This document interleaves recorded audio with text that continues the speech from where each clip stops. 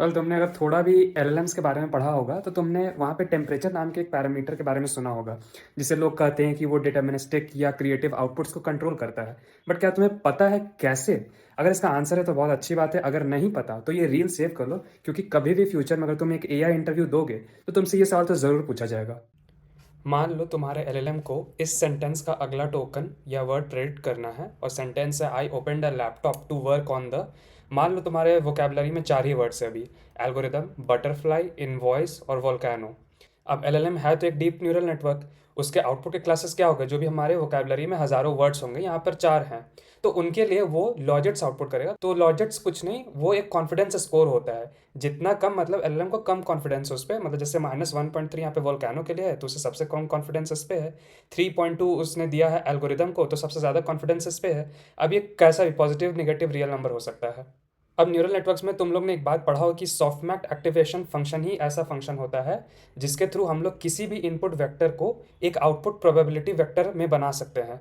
तो यहाँ पर मान लो कि यहाँ भी कोई टेम्परेचर नहीं है, तो ये सॉफ्टमैक्स है। यहाँ पे exponent of the logit divided by sum of all the exponents हो गया।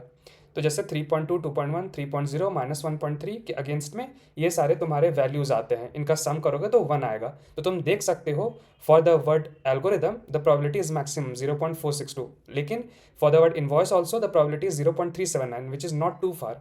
अब देखते हैं कि टेम्परेचर कहाँ पर आता है। तो अब तुम फॉर्मूला में क्या करोगे कि लॉजिट को ही टेम्परेचर से डिवाइड कर दोगे। तो तुम सोच सकते हो कि टेम्परेचर जितना क्लोज टू जीरो होगा उतना ही ज़्यादा तुम्हारा ये वैल्यू शूट अप करेगा, तो ऑब्वियसली उसके करस्पॉन्डिंग की प्रोबेबिलिटी भी शूट अप करेगी।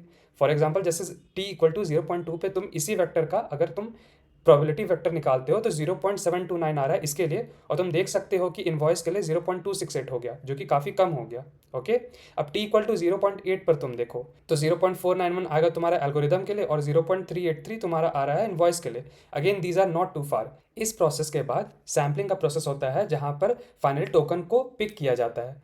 तो तुम्हारे सेट ऑफ प्रोबेबिलिटी वेक्टर में जिस भी टोकन के करस्पॉन्डिंग प्रोबेबिलिटी बहुत ज़्यादा हैवी होगी या हाई होगी as compare to other tokens, तो उसका चांस ज़्यादा होगा ना सेलेक्ट होने में।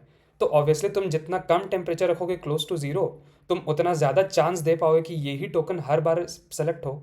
इन this way you are actually forcing की रैंडमनेस कम हो और यहाँ पे डिटर्मिनिस्टिक आउटपुट बढ़ जाए। ऑन द अदर हैंड 1 के जितना क्लोज रखोगे या 1 से बाहर तुम आगे ले जाओगे तो तुम क्रिएटिव आउटपुट यानी कि रैंडम आउटपुट्स को लोगे, क्योंकि ये सारी प्रोबेबिलिटीज़ काफ़ी क्लोज होंगी, तो इनमें से कोई भी सेलेक्ट हो सकता है। कभी हो सकता है कि एल्गोरिदम सेलेक्ट हो जाए, कभी इनवॉइस सेलेक्ट हो जाए।